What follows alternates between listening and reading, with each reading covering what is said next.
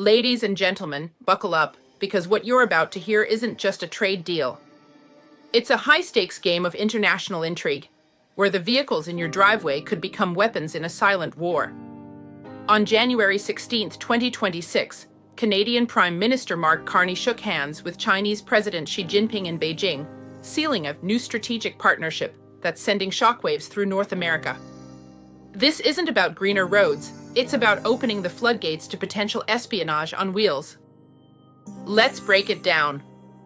In exchange for easing tariffs on Canadian canola and agricultural exports, unlocking billions for our farmers, Canada's agreed to import up to 49,000 Chinese-made electric vehicles at a mere 6.1% tariff.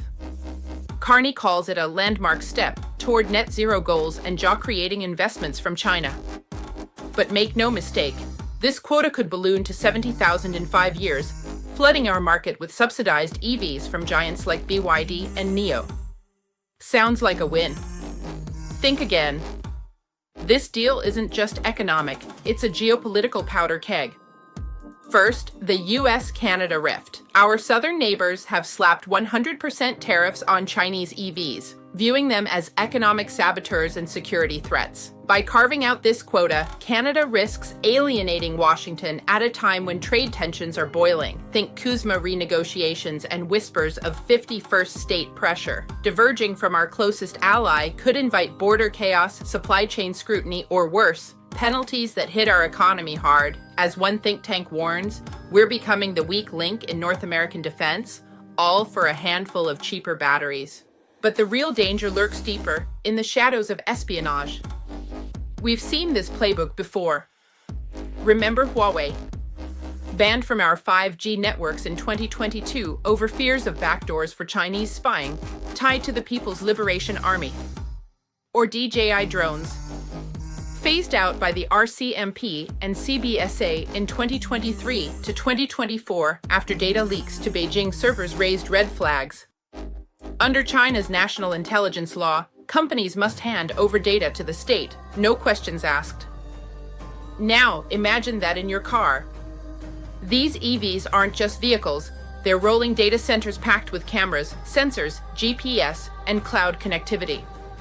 They could map our roads, track movements near military bases, or even eavesdrop on conversations, all beamed back to China. Don't take my word for it, look at the global warning screaming from the headlines. The Biden administration proposing rules to ban Chinese-made cars over spying fears, citing installed sensors ripe for espionage. Canada itself weighing the rolling spy van's threat, as Global News put it in 2024.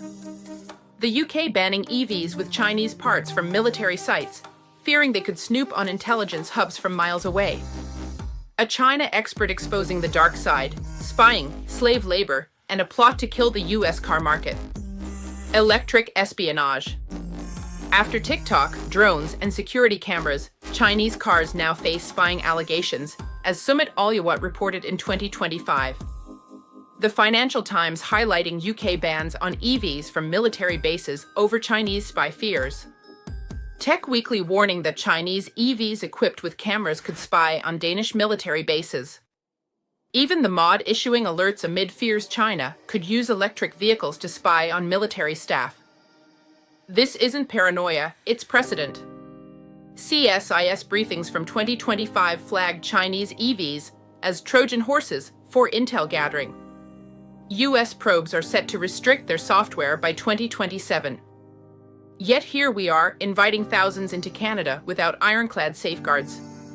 Carney spins it as predictable relations and promises audits, but history shows hope isn't a strategy. One data breach, one remote hack near a critical site, and we're talking national security nightmare. Fellow Canadians, this deal trades short-term gains for long-term vulnerabilities. It's time to demand transparency, tougher audits, and alignment with allies before our roads become Beijing's backdoor. Share this, question it, and stay vigilant, because in the age of electric espionage, ignorance isn't bliss, it's betrayal.